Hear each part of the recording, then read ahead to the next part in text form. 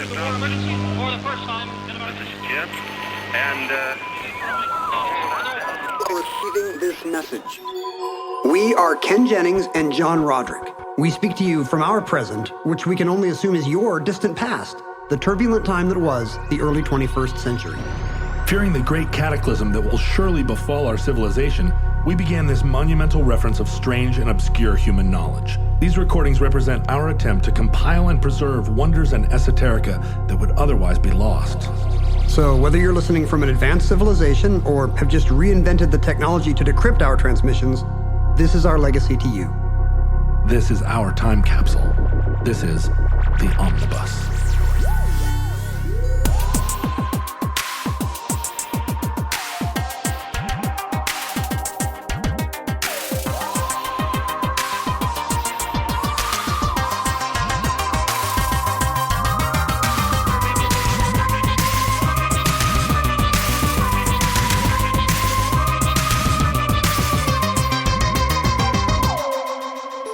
You have accessed entry 177.MT2324, certificate number 48072. Camel Beauty Pageants.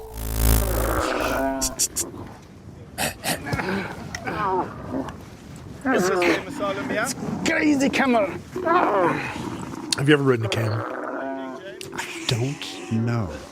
And it seems like that's something you would know about yourself. Yeah, right. I mean, but I could see where you also would feel a little confused. Right. Like I've seen camels. I'm old enough that I was around when zoos let you do terrible things. Right. Like ride bears, Like, and hunt dolphins. give condensed milk to the orca or whatever. Right. And by throwing a can. Yeah, at its There you go. blowhole.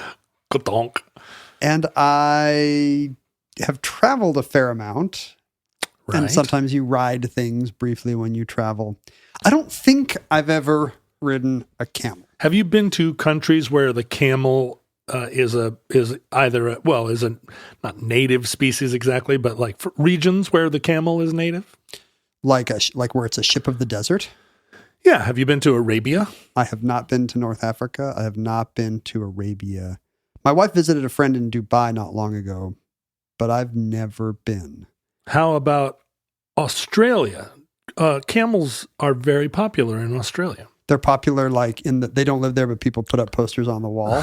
They're like, yeah, I subscribe to these Camel camels.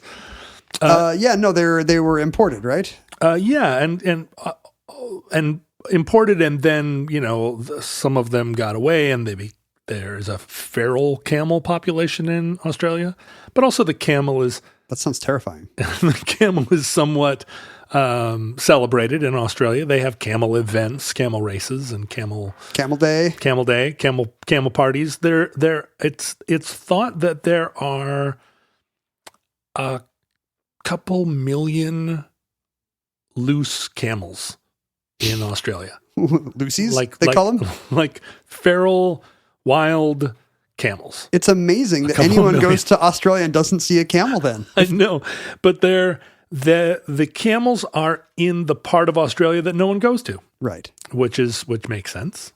Right? Do you think that's like redlining?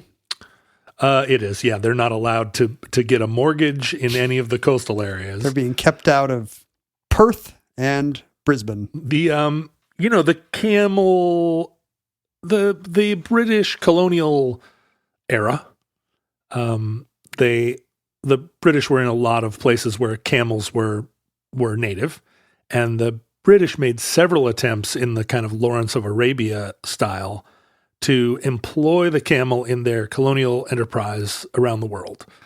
And, there were British army units that Lawrence of Arabia was was a real proponent of like, no, we need the camel. The glorious beast, and the locals know. Yeah. They've got the know-how. That's right. This is the wise way.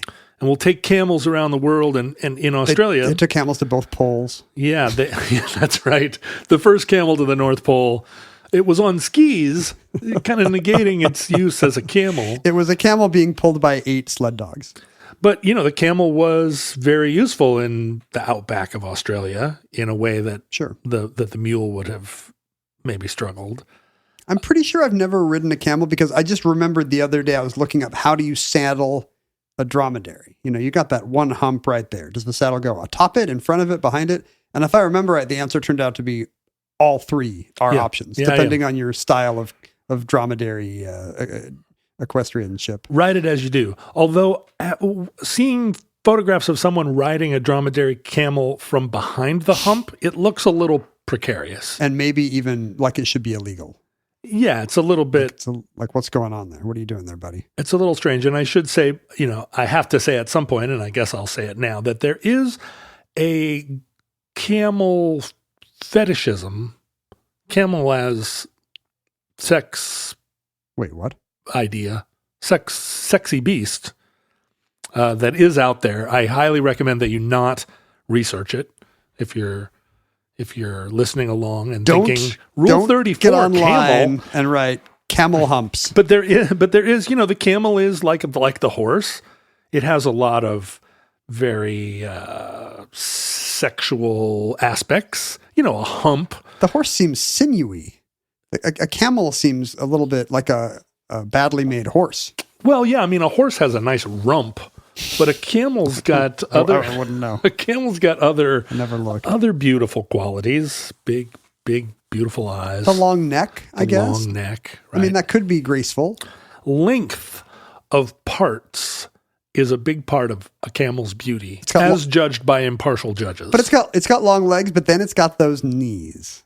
It's got the wonky knees. The knees are not doing it for me. It's I don't want to imply that if a camel had shapelier knees, I would be attracted to it. Attracted. I would not, but it wouldn't hurt. I think there are elegant camel legs. They don't.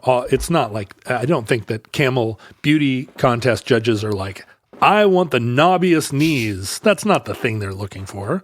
But they are looking for a graceful leg. Are you more worried about being attacked for saying camels are sexy or camels are unsexy? Which do you think is the greater pit full of snares? I don't think anyone can argue that camels are sexy. The question is, are camels sexy to you? And I would never try to impose a camel love. Why should we on someone else? Why does it matter? We should be thinking, are camels sexy to other camels? That's all that matters. Oh, camels are very sexy to other camels. Have you written to tell? I know you probably have camel stories here. You've spent time in North Africa. Yes. Let's hear your camel resume. I have a friend here in Seattle, Cal McAllister. His name is an anagram of Canister of Camels. Canister of Camels. Oh my goodness, I'm wearing his shirt right now. He was the old Wexley School for Girls owner proprietor. That was the rubber chicken place? The rubber chicken place, Wexley School for Girls. It's just a coincidence that I'm wearing his shirt. That's a very confusing sentence to anyone who's not from Seattle. Yeah. Oh yeah, Wexley School for Girls, the rubber chicken place. They were an advertising agency that was part of the We're Super Crazy Advertising Agency school. And in their office, the front window had rubber chickens hanging as though for sale. Comedy signifier. They had a white grand piano in their lobby. And then back in the office, there was like a putting green. It was that part of the culture of like, we're fun. I went to one of those in Portland. Yeah. They're fun. They're fun. And Cal is very fun.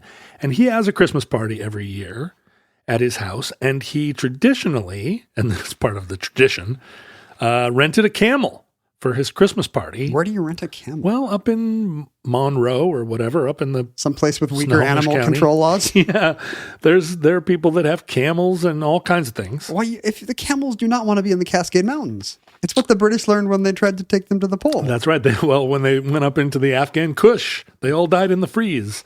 That just reminded me. You sometimes see a camel at one of the local nurseries at Christmas. At Christmas, right? And I have because the wise men probably. There's a video of me online sitting playing a song that I wrote with Jonathan Colton called "The Week Between," I think. And I'm sitting in a sleigh dressed as Santa, playing the ukulele and singing that song to a camel.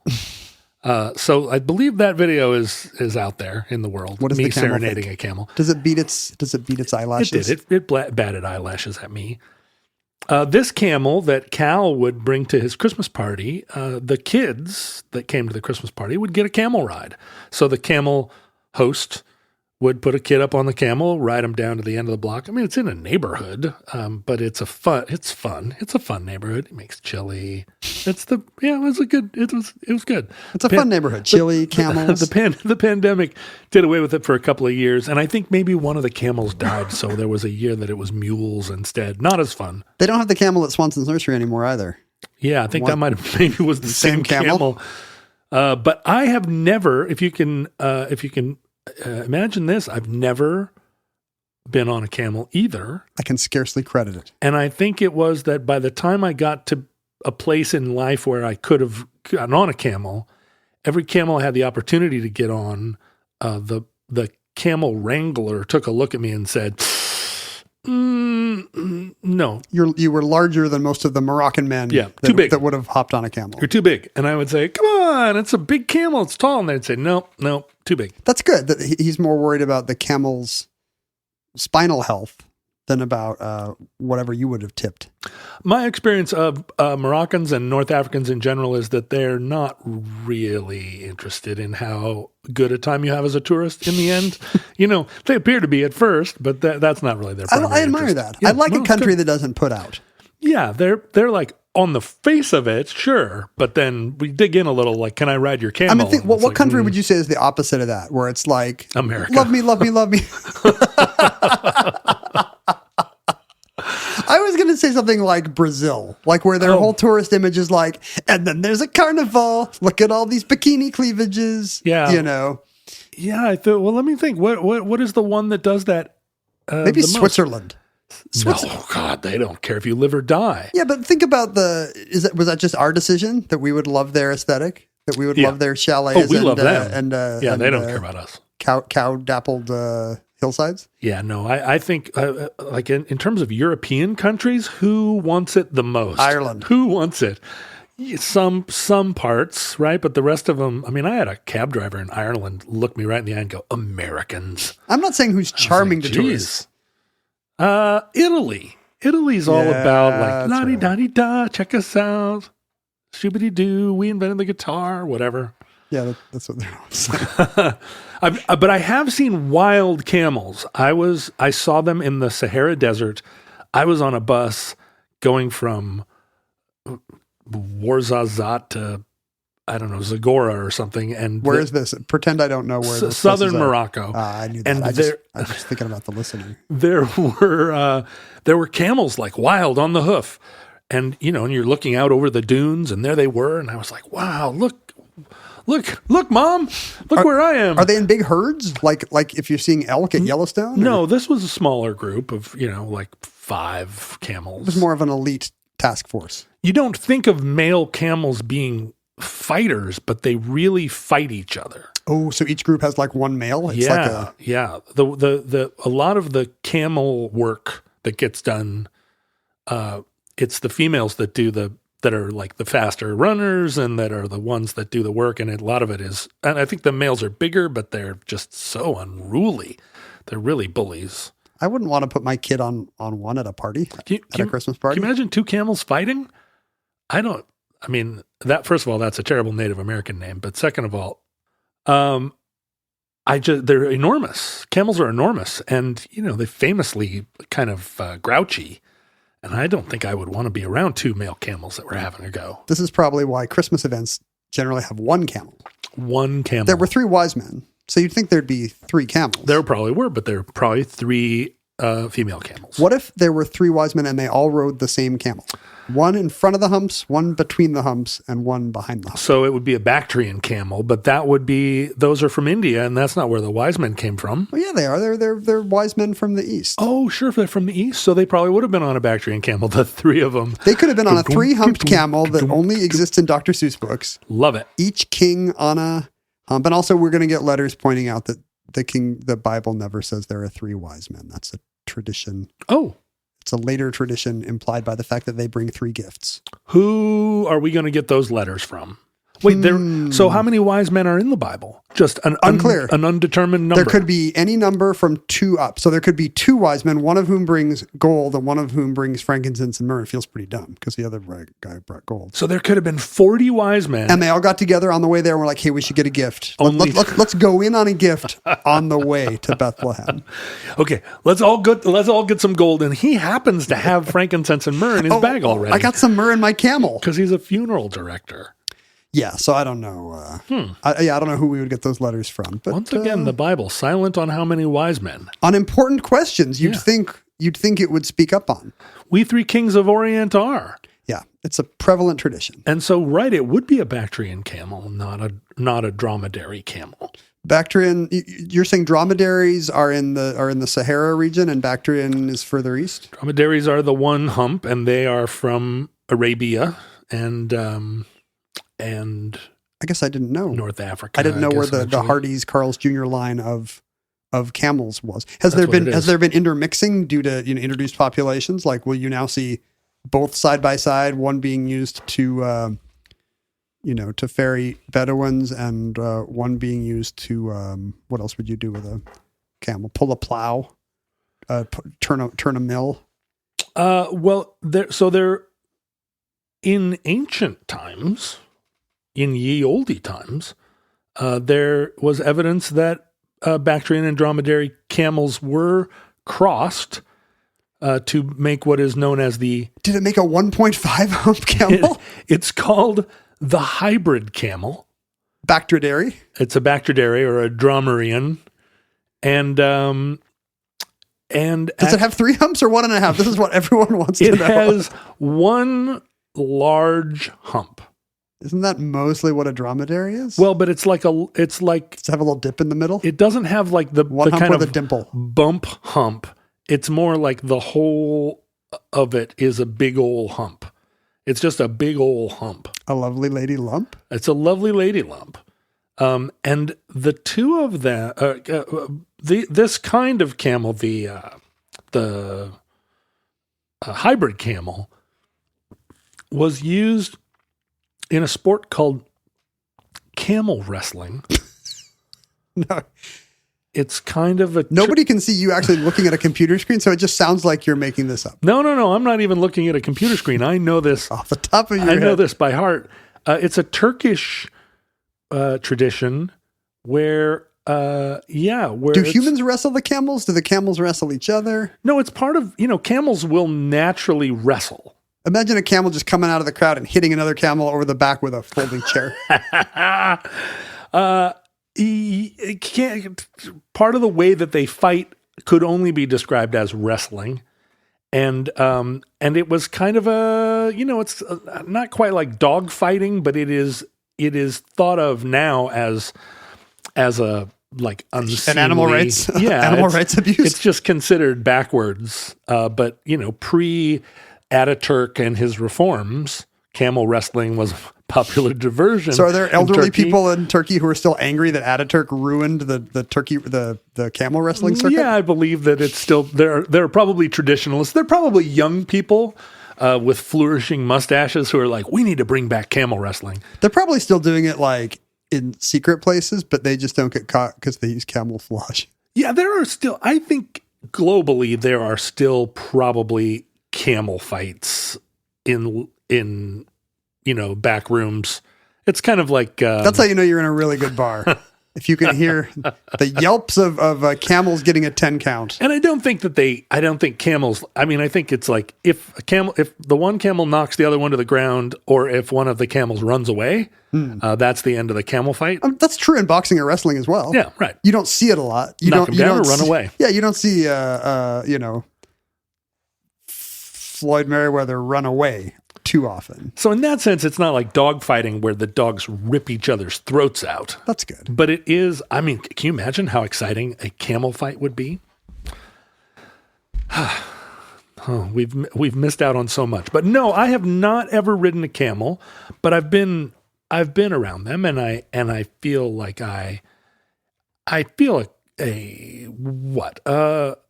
kinship with the camel? Kinship a little bit. That even Camel Ataturk could not take away from the world? I feel like the camel is a groovy kind of creature. And I've, thick sensual lips. I'm a little bit of a, I don't know, animal whisperer. I like to feel like all of God's creatures and I share a world. You're camel-like. Yeah. Tall, beige. Yeah. A little lumpy. Lumpy. Spits when he gets mad. I have droopy lips and can go a long time without water. Seductive eyelashes. Camels were a pretty significant attempt was made to introduce camels into the United States. Right, in the West, right? Yeah, and it was the pet project of no less American luminary than Jefferson Davis when he was the Secretary of War for the United States. This is what they should say when they refuse to take down the statues. They should be like, well, he was a real camel advocate. He was a very forward-thinking camel supporter. Yeah, he was all about the camel, and he thought the camel was going to be the future of the West. That makes sense. That was a lot of barren waste to cross back then. That's right, and he made an elegant enough appeal to Franklin Pierce that they sent a mission to the Middle East, and they brought back 30 plus camels to the United States. And I think for a while they used the camels in the Pony Express. They had camels throughout the Southwest. They bred them until there were... That would be a very slow leg of the Pony Express if suddenly you switched to camels. Well, camels... how fast can they go? A horse is faster than a camel in a sprint. But over a long distance...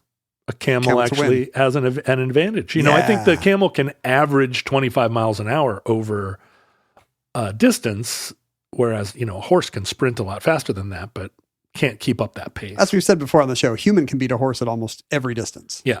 A human can beat a horse with computers. A human can beat a horse in a lot of ways. At paintball? Almost everything, except... The opposable thumbs really help if you're playing World of Warcraft or something. Maybe not like wrestling. I bet a horse...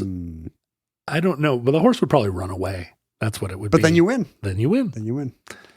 But so camels were actually, in all the tests that they did in the American West, camels were great. They passed with flying colors. They way better than mules and horses in almost every way. They ate.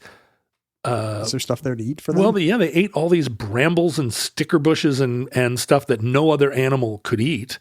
And so there was this sense of like, whoa, they eat those? Where's our invasive species anger? That's amazing. When the cute animal, the camel, is eating the crappy species, the prickle bush. Yeah, it was, and also, they would go for miles and miles and miles through the desert, waterless wastelands, and need no water at all, and then drink water at the end. And I think the general sense is that during the Civil War, the Confederacy occupied a lot of the southern states, desert states where the camels predominated. Yeah. And after the war, the camels were kind of associated with the Confederacy. And, Jefferson Davis being their big, who ended up being the president of the Confederacy. And so the U.S. Army, after the Civil War, kind of just let the camels... They were tainted. Yeah, they're just like, man, that's not what we're into. The species, Franklin Pierce thought they'd be good Americans, and they did not assimilate. They immediately led a rebellion against the North. It still feels weird to me that there are 2 million wild camels in Australia, and we can't have any. Yeah, where the heck are all the camels of Arizona?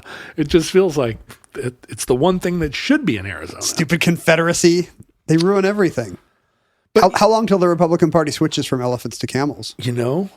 I wonder if there's an argument, a political argument in America that the left and the right can become completely divided and furious at each other about camels.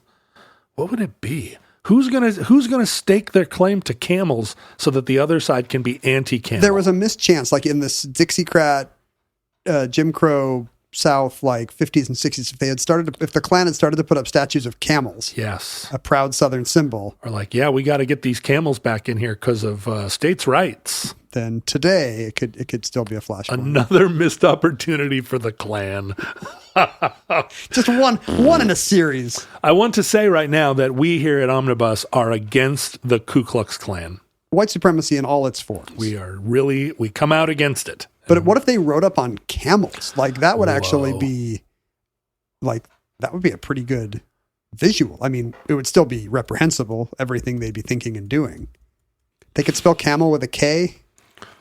Well, the only connection I can think of is that, there's Klansmen and camels are real dumb as hell. There's that famous kind of urban myth that the picture of the camel on a pack of Camel cigarettes has a man with an erection in the logo, hidden, secret, subliminal picture. And that's what makes kids smoke. And that's what makes kids are smoke. Like, when kids are at the drugstore being like, which of these products has a guy who's visibly turned on? And that's what they will buy.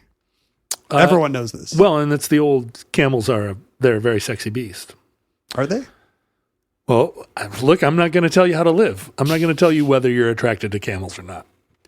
Just for the record, I am not attracted to camels. Nothing that Jefferson Davis or Ataturk could do is going to change.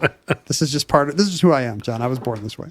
But we're talking about all of the global fringe of camel culture, but really camels are an extremely important part of the culture of North Africa and Arabia and the Near East and the Far East in their various ways.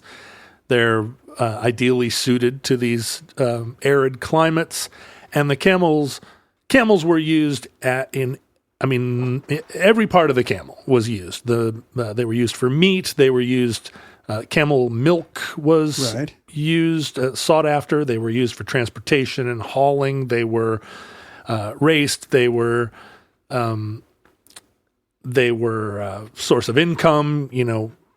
Breeding and selling camels. I mean, every this aspect is still true of it. today in a way that there are not a lot of horse-based cultures, right? Like there are still desert camel cultures, or not so much. Well, so this is the thing. As the 20th century really represents a kind of a turning away from the camel. Well, yeah, like the slow death of Bedouin culture, as all nomadic peoples in the world have been gradually displaced and strangled, and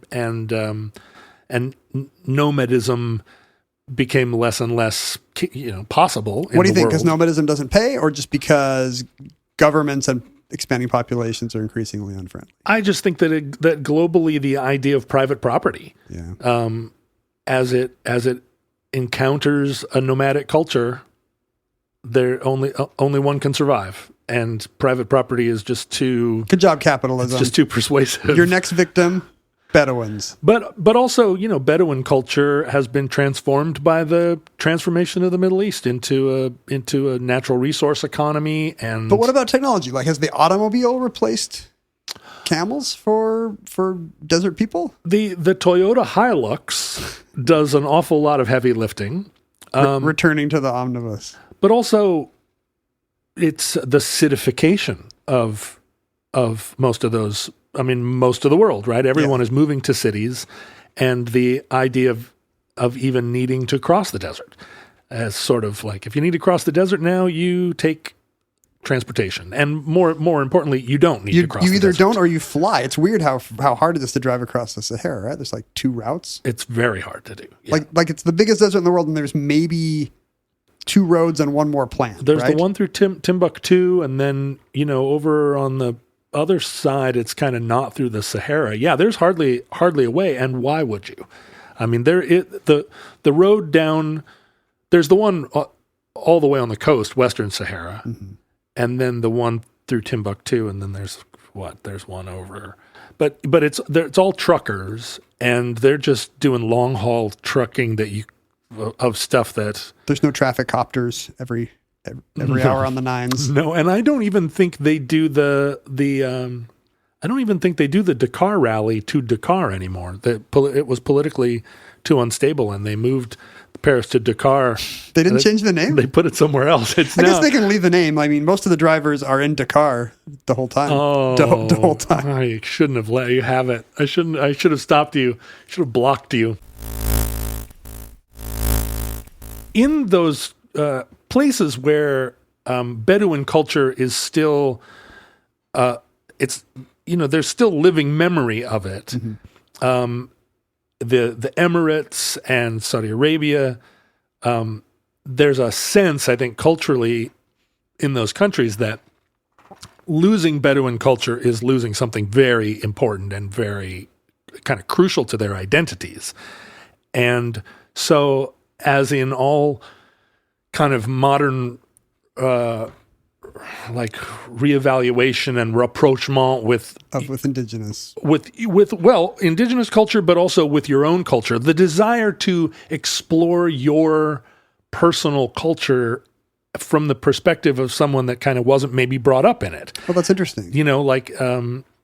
I think throughout the United States, we see it across the board. People trying to discover their culture, like a Chinese kid born in San Francisco whose parents were born in San Francisco, whose grandparents were born in San Francisco, trying to reconnect with their Chinese identity. So your average Moroccan doesn't see this as like a separate people, the way I might be fascinated with the Navajo or whatever. It's really more like, this is my culture in its original, pure ancestral form. Exactly. Like someone, like a young person in the Emirates, his or her grandfather might have been a camel driver, a Bedouin, right? Like a nomad. And now they live in a very wealthy and modern society.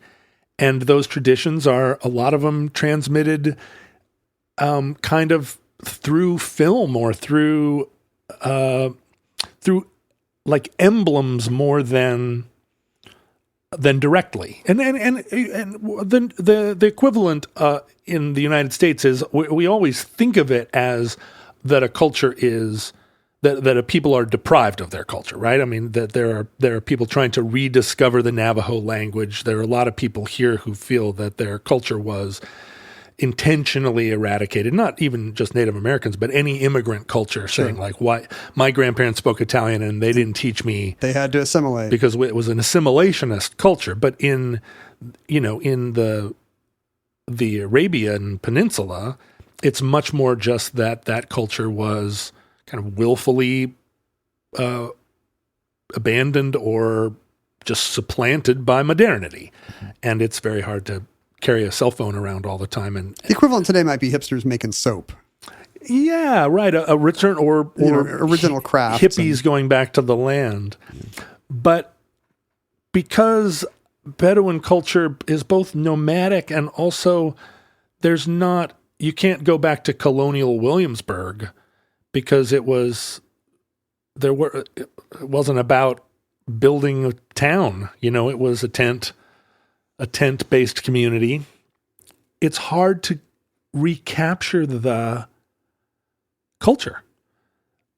And the camel is central to a modern reinterpretation or reassimilation or re-identification with what it means to be descendant from a Bedouin culture. So it's like a romantic symbol. Very much. The way we might romanticize, the wolves of the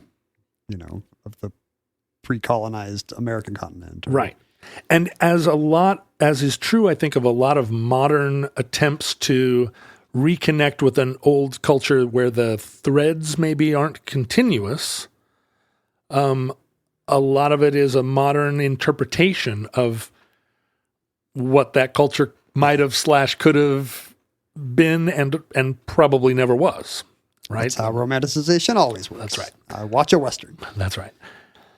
So in the last couple of decades, the camel has taken on a particularly new significance in the Middle East and Arabia. So although this feels like a thing that you want to believe that this kind of camel celebration has been a continuous part of Arab culture.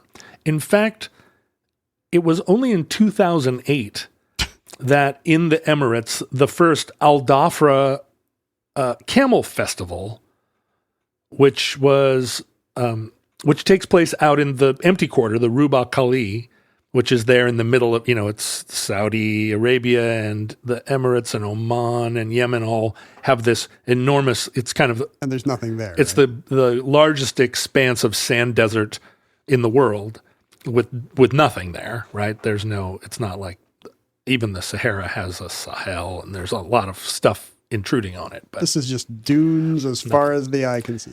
And this new festival that kind of was situated out in the desert, only in 2008 did it appear on the scene, and it was an Emirati kind of like, hey, you know what? Let's get back to our old culture. Let's get some, let's have a camel. But there were no camel festivals anciently, right? This is like a bunch of festival planners being like... Well, what it would have been was, nomads gather at different times of the year. They would get together and sell wares markets and feasts. Markets and feasts, right? And so this was an attempt to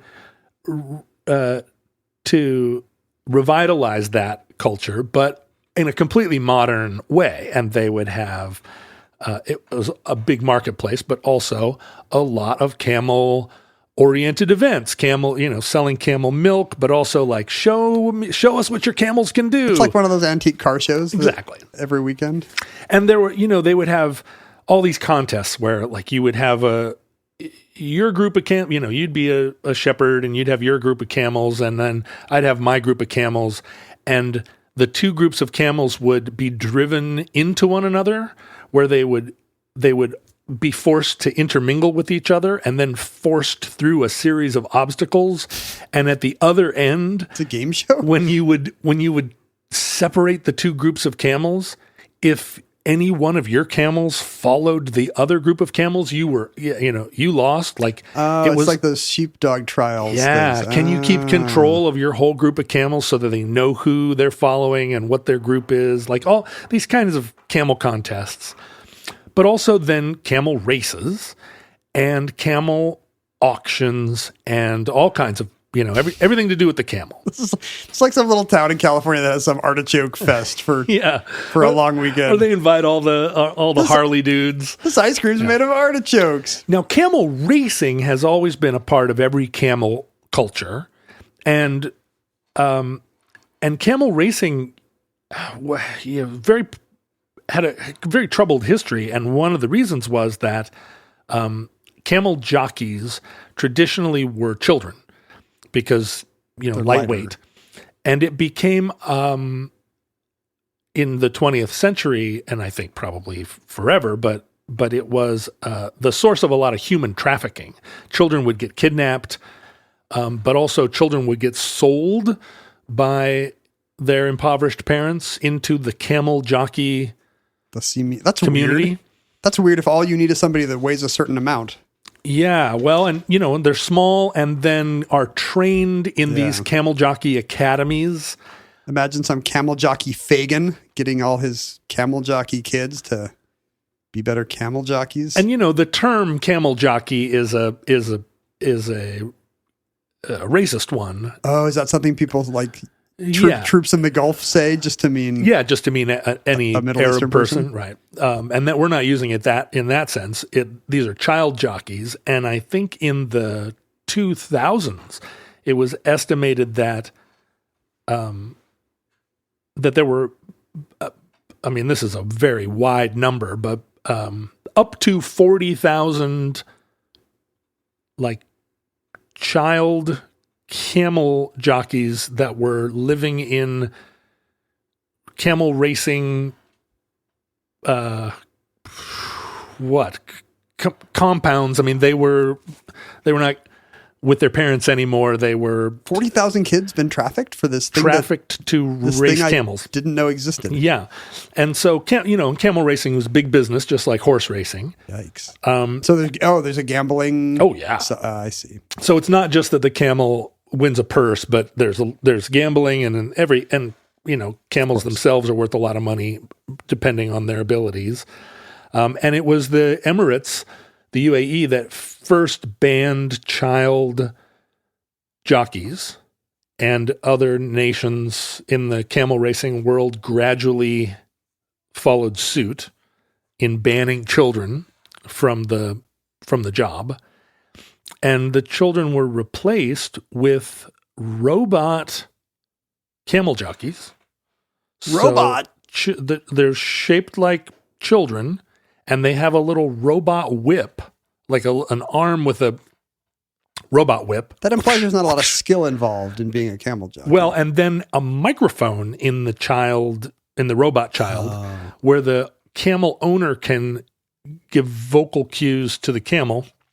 This is amazing. And then during camel races, they will often drive alongside, like there's a whole accompanying a camel race is also a caravan, not only of cars that have camel owners with walkie-talkies and a button. It's like a NASCAR thing. Yeah, you got a pit crew. They're hitting the little robot whip like whoosh, whoosh, and going like, turn left, turn right, faster. And then there are also buses and stuff hurtling along full of tourists and other camel race enthusiasts. Because camel races are, they don't, in a lot of places, they're just in a kind of across the desert, like it's a 5-kilometer race across the desert. So it's not a track there. And so there's this whole like road warrior style bunch of cars and buses and stuff chasing along. Guy playing an electric guitar on the grill. It seems like it must be hard to watch if you're a spectator there. If they're just going across the desert. Yeah, if you're standing in the grandstand, I think you're watching with binoculars. Now that's pod racing. I'd be terrified if I were an American horse jockey. Now that I know that this is a possibility. Yeah, that you can just be replaced by a robot arm and a microphone. Well, and so I'm sure that jockey-shaped lump. I'm sure if you didn't have to get rid of the child jockey, you wouldn't, because I'm sure they could be trained to do a much better job than a stationary robot. But there's no like jockey-sized adults or little people that can do this job in Arabia. I think the best, the highest level of camel racing still has living people. This is, and it's not, the lowest level of camel racing probably does too. It's just the intermediate level of camel racing. Nearly all camels today are being ridden by robots, and you and I had no idea. Think what you could do. You could leave off the head and make it a creepy camel horseman. This is fantastic. Yeah, there's a lot going on with robot camel racing. You could put a camel head on your camel jockey robot and make it look like a human camel is riding another camel. You could put the mask from the movie Scream on not just the robot jockey, but the camel itself. But also the camel. Yeah. And there is a lot of dressing up of camels in these events. I think the original inspiration for this gathering was a result of two royal families in the Emirates having a dispute about whose camel was prettier, and it produced. They were like, well, let's get an independent judge in here. My camel is clearly the better, the prettier camel. And it evolved then into this festival. And there's a lot of it's then become like a Bedouin festival and celebrating all the different aspects of Bedouin culture that's increasingly under pressure and lost, really. Like Bedouins love Saluki dogs. And so there's also a lot of Saluki contests. And is that the origin of Saluki dogs? I didn't know that.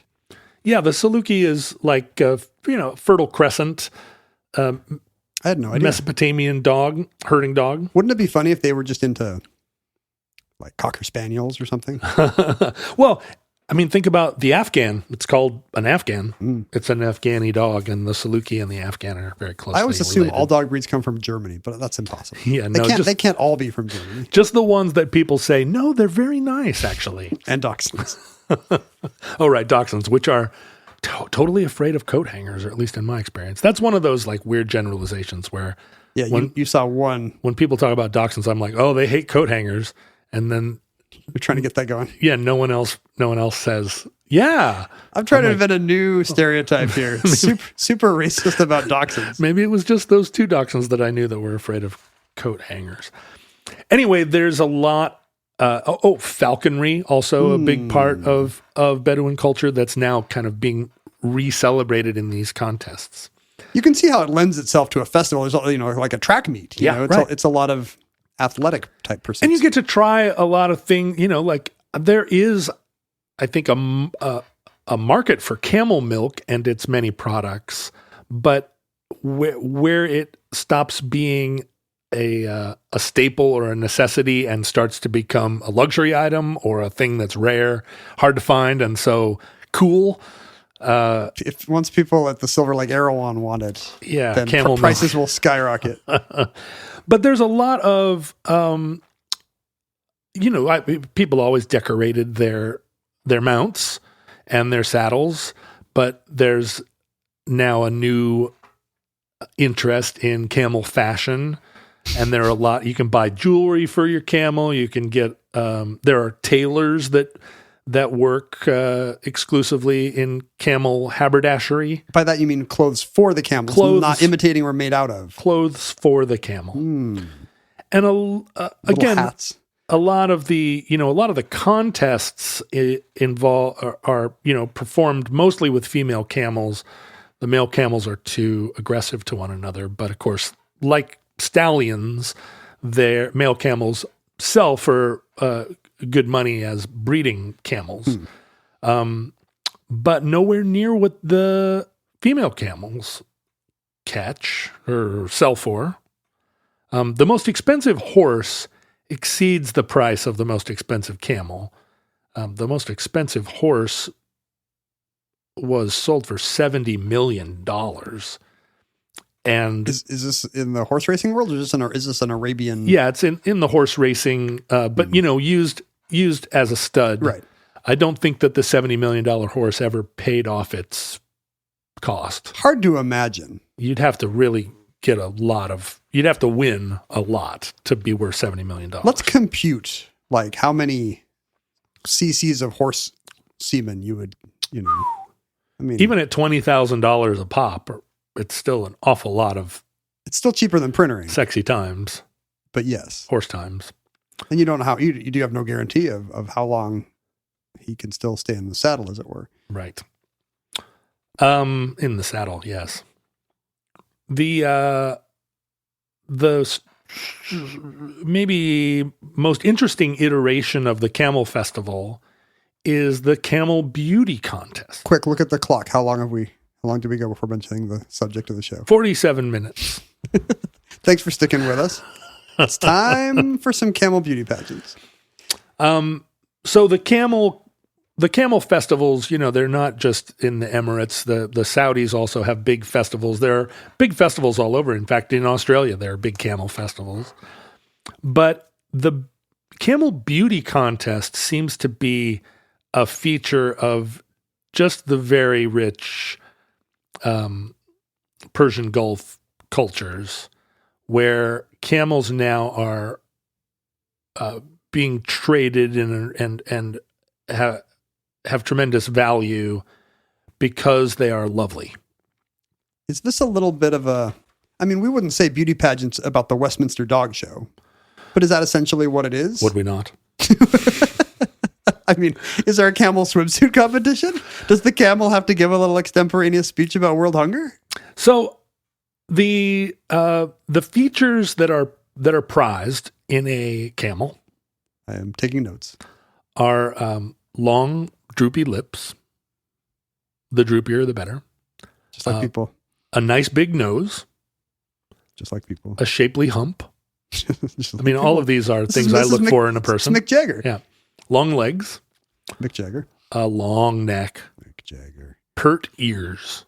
I don't know. Hard to know about Mick Jagger. And then big eyes and expressive eyes and big eyelashes. So these are really not related to, the kinds of things you'd be looking at on a horse show, the sinewy, no. It's not strength or performance. It really is just like, is this camel pretty? Is this a comely camel? And like horses, the quality of their coat, the shine, and their athleticism and their physical shapeliness are factored in. But there are these other qualities much closer to how you would rate a dog. It's true, like dog breed. If you bring your pig to a county fair, there's not going to be a lot of discussion from the judges about Is you know, symmetrical features or Yeah, is it beautiful? yeah. Does this pig make me love it? That's not typically. And with the Charlotte never had to write like physically attractive in her web. gorgeous pig. And I think with dog shows, there has been an attempt to systematize the judging and kind of make it sound scientific, even though it is, you know, the judges are somewhat subjective. Yeah. But there's a system. There's a code. Whereas You want consistency, I guess. and that's true to a certain extent with camel beauty contests, but there's typically a 5-man panel judging the overall comeliness of the camel, and they have become the camel beauty contests have become sources of tremendous kind of pride and transfer of great sums of money. There's a whole People buying and selling beautiful camels. yeah. There's a whole a group of young men in the Emirates that are camel influencers who just go to camel festivals and take pictures of beautiful cameras and put them on Insta. You know, selfies with beautiful camels. Does the word cam girl not mean what I think it means? It's a whole different thing. But very few girls are allowed to be camel influencers. That doesn't surprise me. The most expensive camel appears to have been purchased many years ago by Sheikh Hamdan bin Mohammed bin Rashid Al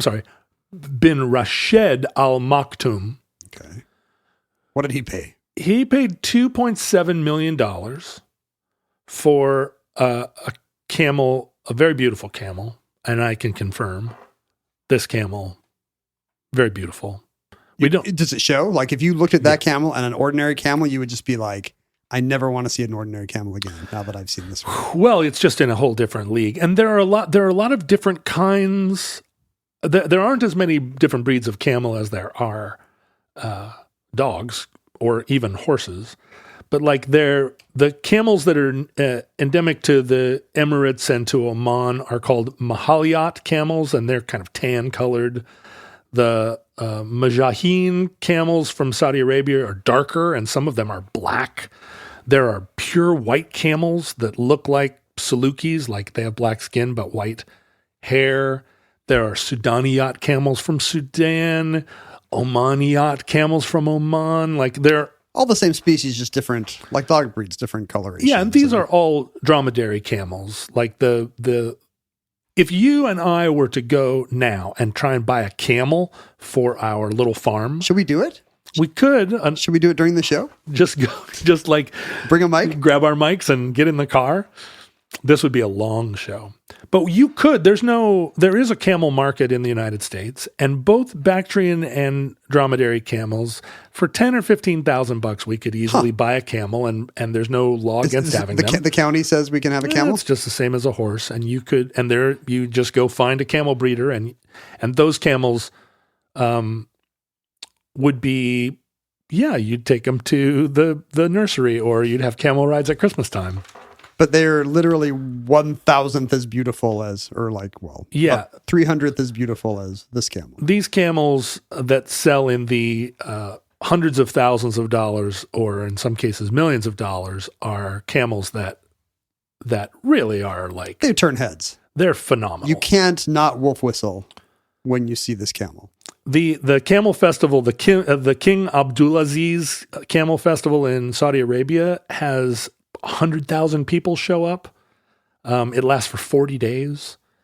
40 days? And 40 nights. How do you get time off work? Well, you come, you go. It's like a World's Fair. It's not that far from Riyadh. You go to part of it. Yeah. I see.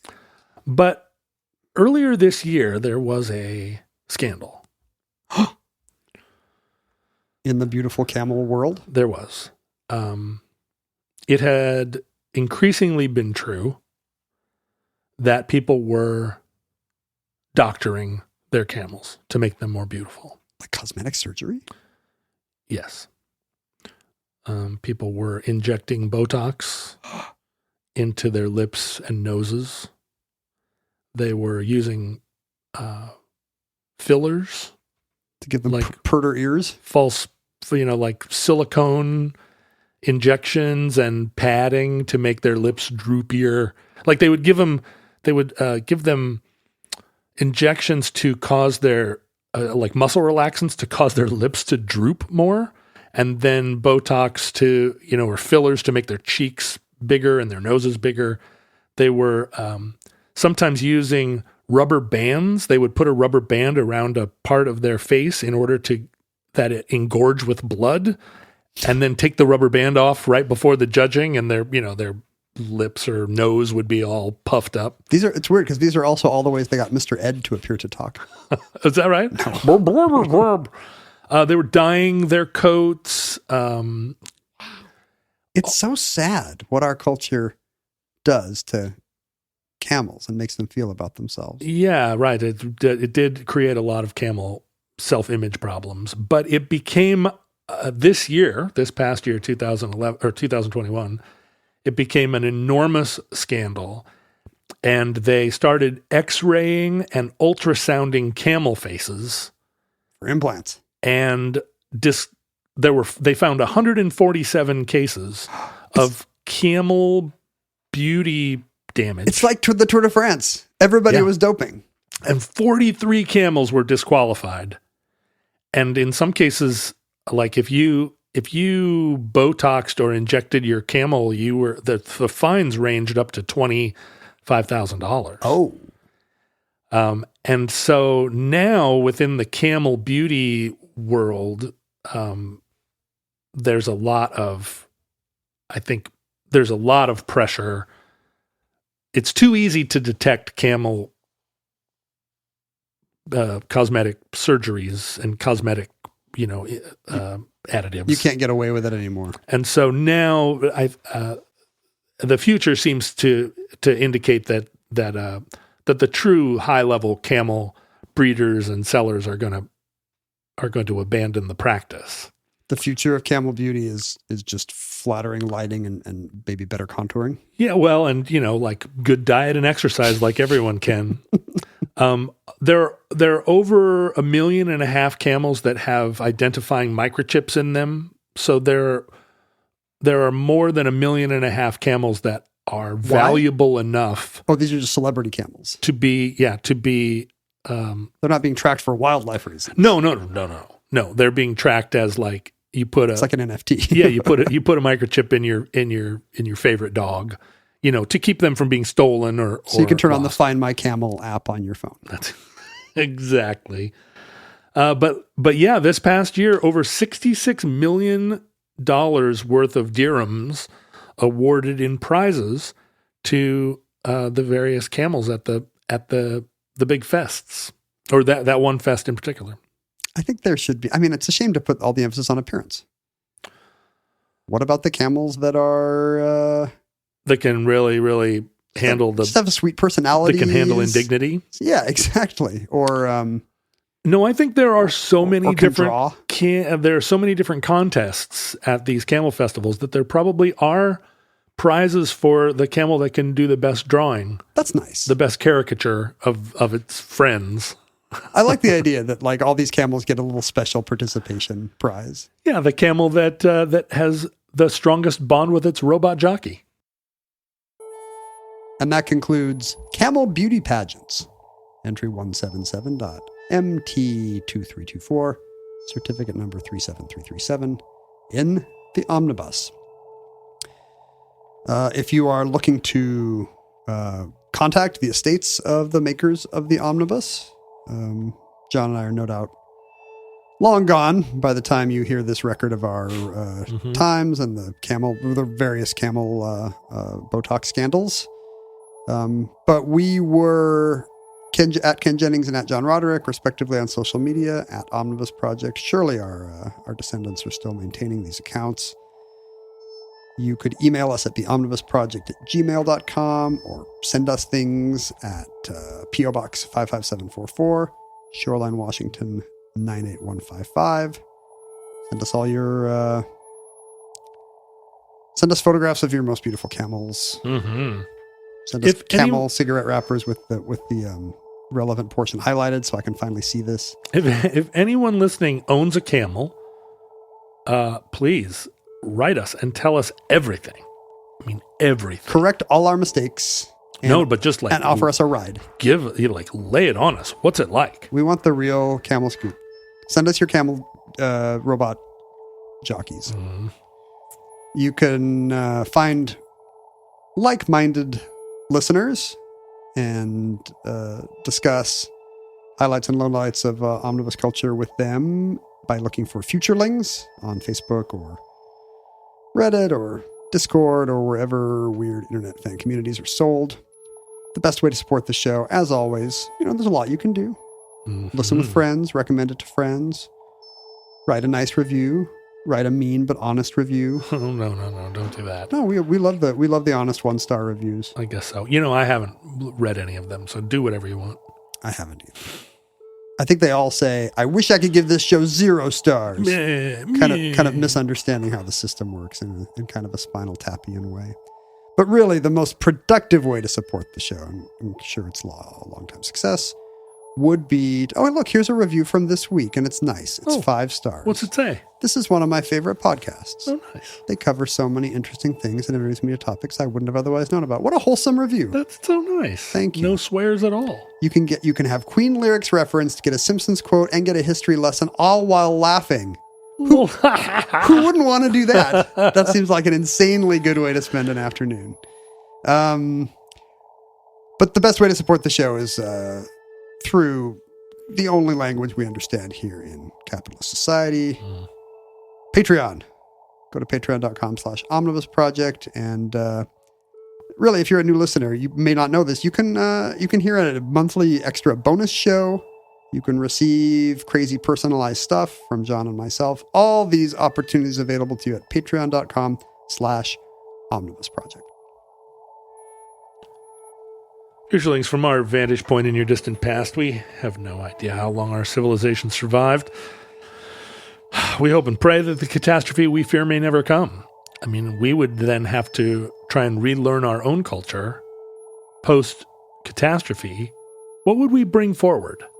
What would you think if we were fetishizing our own time, our own past? Like the way Bedouin culture is being revived? Well, or even, like the way that the residents of the Isle of Man are trying to learn Manx language and popularize it, even though, there's only a few hundred people that can speak it. Like, what would we remember as elemental to our era? Well, I was hosting Jeopardy the other day, and there were players my age or younger, and nobody could recognize a photo of James Garner. What? So I think it's time to revive the Rockford Files. Me too. People need to learn more about 70s network TV detectives. Right. Well, and the Beretta, Cannon. It was the last time that a car featured prominently in a show where the car was the entry-level model. What did he drive? He drove this entry-level Camaro that... It wasn't all tricked out. Well, that's realistic. Didn't he live in a trailer? Yeah, he lived in a... He had a simple PI life. But he wasn't like Tom Selleck or whatever Crockett and Tubbs were jetting around in. Let me see. Let me see about that. I want to make sure. We almost escaped from the show, but then... Nope. Then they drew us back in. At least it was for something good, like what kind of Camaro does Jim Rockford drive? Well, now this is saying it's a Firebird. Can that be true? It is. It's a Firebird, not a Camaro. But no, that's wrong. That's wrong. Is it right? I'm going to believe you. Yeah, I'm going to believe your misty memories of the Rockford Files and not this photograph. It might be that it was a Pontiac Firebird Esprit. That's what it was. Not a top-of-the-line car by any means, but right. I really thought its low status meant it was a Camaro. Please don't write me if you own a Camaro. Please don't write me.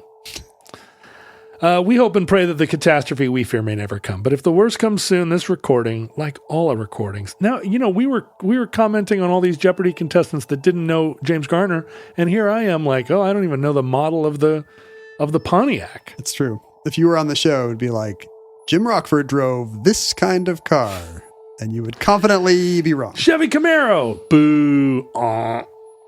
Well, this may have been my final word. There's always booze and a big honking buzz when someone gets something wrong on Jeopardy. That's the main thing about it. When you finally take over hosting the show, will you please institute a sad clown horn when someone is wrong on Double Jeopardy? And we're going to have a gong when they don't make it to final because they're in the red. They get gonged off the stage.